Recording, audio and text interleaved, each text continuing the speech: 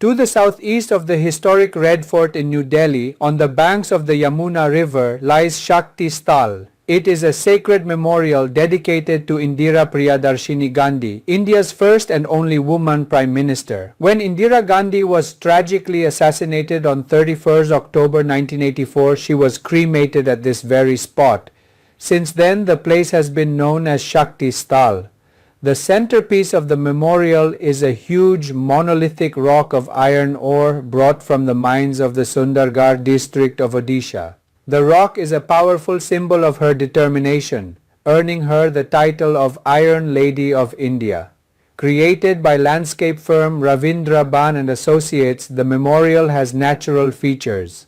The rock has a sense of earth, water, rock and tree.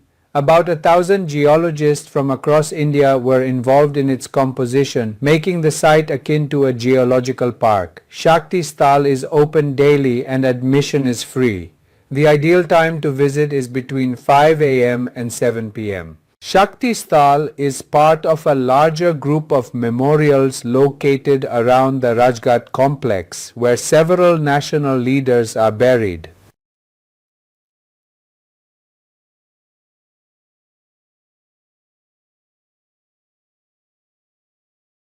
नई दिल्ली स्थित ऐतिहासिक लाल किले के दक्षिण पूर्व में यमुना नदी के तट पर शक्ति स्थल स्थित है। यह भारत की पहली और एकमात्र महिला प्रधानमंत्री इंदिरा प्रियदर्शिनी गांधी को समर्पित एक पवित्र स्मारक है। 31 अक्टूबर 1984 को जब इंदिरा गांधी की दुखद हत्या हुई तो उनका अंतिम संस्कार इसी स्थान पर किया गया था।